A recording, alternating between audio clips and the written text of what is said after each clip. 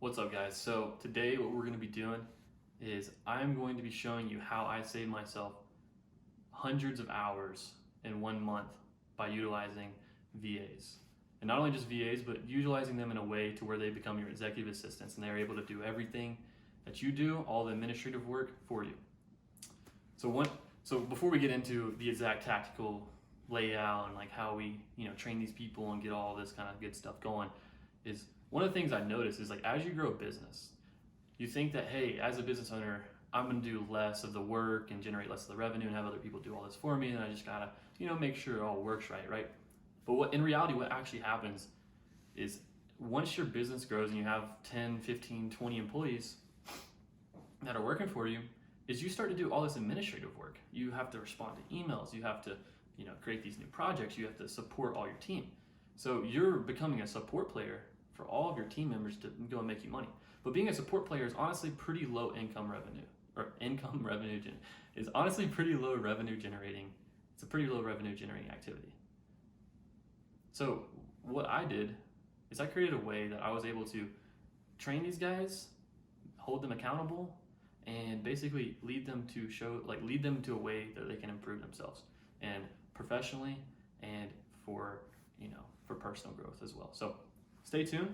We're going to be on a Loom video with a screen share, and I'm going to be walking you through how I organize a task, how I train them, and how I deploy things to get done, and how I also hold them accountable to getting these things done.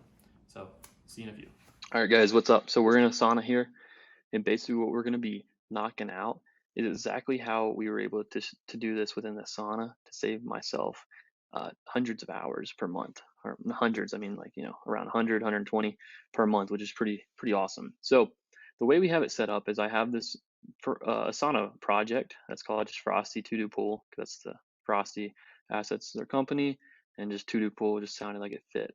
So anyways, so I got like a SOP for the board. This is just basic way the board works, how the VAs are supposed to operate it. And pretty much the way that it works is they put their task down in here. Before I actually get into all these SOPs, I'll just explain the layout of the board. So I got the SOPs for the board just so they understand what all is there. Uh, we got the new task, which is like, imagine it's like a new lead that comes in your CRM. It's just like things that have not been moved to the next status. And then for the way I have the workflow, it's just very basic. And again, I probably could get more detail on this, but I have a 1 hour or less task because we have multiple people in here, just two people. And one person's super well trained and knows how to do everything. Another person isn't in training. So, it's a way that they can order these tasks and know what they can knock out super quick. 1 day or less is like a little bit, it's like a medium term task, and then 1 day plus. And this just allows them um, to move the days forward. Uh, so basically what we got going on here is, and by move this forward, I mean, this is like a longer term project, right? So like integrating DocuSign templates in Salesforce. This is gonna take a while because we're waiting on other people to get approvals and all this kind of stuff, right? But anyways, to get out of the weeds here, what we got going on is we got a video on how this board works. So I'll just explain it to you. So the new lead comes, a new new lead, a new task comes in, and then basically it's decoded and put out directions like what needs to be accomplished, and like a game plan is established for that new task, and then it's moved to whatever area it needs to go to. Then what we got is we got software SOPs, and this is just basically like how to use Loom, how to use Salesforce, and all that kind of stuff, right? So that, because a lot of it's technical stuff in here. And then we got info needed to move tasks from new to times. It's just we need a desired outcome / use case of the task. Any tools that will be needed. So like, do you need to know how to use a certain part of Salesforce, or whatever it is? Any possible challenges that may come up, and then a due date depending on the time frame we can have it done by. Then the next part is when can you mark a task as completed?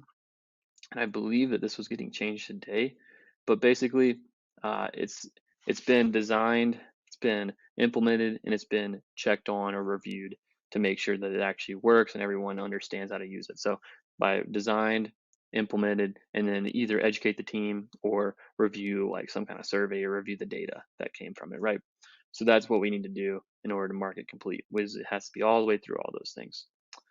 And so basically, it's pretty simple. What we do as a team is we have a 30-minute morning meeting um, that we basically go over all of the tasks that are currently here, hold accountability to them getting done on the date. And then what we do is we have the new task that we go through and we outline, okay, hey, what can get done today? And let's go through and explain exactly what needs to be done. And then it gets moved to wherever it's at, right? So that's that. And then another thing that goes on is I added a field here. I think you can, it's like a customized button, but basically they add in like how long it took them to do the task, so actual completion time.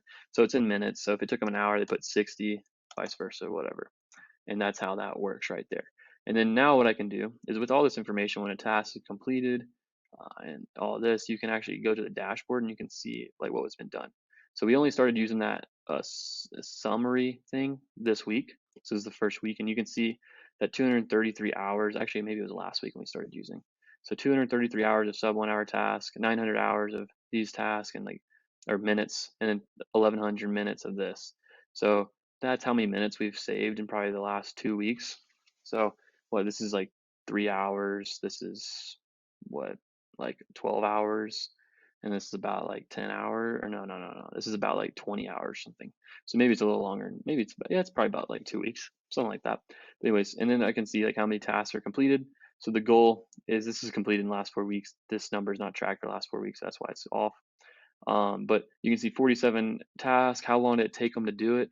And then the goal is to be able to, in the same amount of time of work, to get more tasks completed, right? So that's how they can improve. Then down here on the bottom, it even shows like, hey, in the last 3 months, what's the trend been? And you can see that um, it just has been going up, right? So since more accountability has been held, it's been going up over the last 3 months, except for this week because it was Christmas. So that would make sense, right? But yeah, so that's pretty much the basics of it. The big things that you got to hit on are just the accountability of them getting it done and the training. So when you first hire someone to do this, you got to make sure they're trained up because there's a lot of things that they got to know in order to do these tasks, right? So for me, what's worked on the initial training is kind of just walk them through like, hey, how I do it, and then you can make a Loom video for how you do it, right, and give it to them, and they can understand it. Maybe you can do it with them um, the first couple time or the first time, and like have them just understand it. But I like Loom videos, and you just do it and they copy it and get the outcome. If it's a high variability task, like everything's different based on situations, I give them a very generalized video, and they kind of go from there. And then as they do it, they'll come up with problems, and I just tell them to ask me, hey, I got this, I hit this roadblock, and I ask for them to have Googled multiple things, and then to tell me what they've tried to do. And if they've tried to do something, then I'll help them. If not, I ask them to keep Googling stuff until they come back and find something. And a lot of times they'll find the solution from Google if they work hard enough. But initially, at the beginning, whenever I was first training these people, what I would, and again, luckily my main guy, he's been with me for a long time, so he knows how to do all this stuff. But what I would do is I would have a 30-minute meeting in the morning, and then I would just check in the afternoon. But if I was training someone for the initial, I would probably have like a 30 to 60-minute meeting in the morning for training and for task giving. So you can do all that. And then in the afternoon, I'd have like a 15 to 30-minute check-in to overcome any roadblocks or any further training that needs to be done specifically. So it's a lot of time, but it's going to initially, but after about 4 weeks of that kind of cadence, your guys will be fully trained up and understand exactly what to do. So hopefully this helps you guys. It's pretty tactical, but it saves you tons and tons of time. So for me, I'm not even on the meetings anymore. I just check this actual completed task. So I can see like, hey, all these things here, and like high priority is like super high, and so they have that. But you can see like, hey, here's all the tasks that were done. I just make sure that they're implemented and things work, and if there's anything specific in here that I know, hey, this is kind of a complicated task, then right now I just kind of check on it and make sure everyone got what they needed. But yeah, so that's pretty much it. Just super simple browsing and help them understand what needs to be done for each task. But hopefully this was helpful for you guys. Gino just dropped a video on YouTube. Gino Palomba, my partner, just dropped a video on his YouTube channel finding how to find VAs. I'll probably link it like in the description or in the top right somewhere. But go watch that, and that's going to be a great place to how to find VAs. But just to give you a quick summary of locational stuff, Fiverr, Upwork, onlinejobs.ph. Um, where else? Those are the main places that you can really find. I think outbounders.com, you can do some all right finding on there. But Upwork, I know some people with Fiverr have had good success with Fiverr. So Get out there, crush it, and I'll see you guys around. Peace.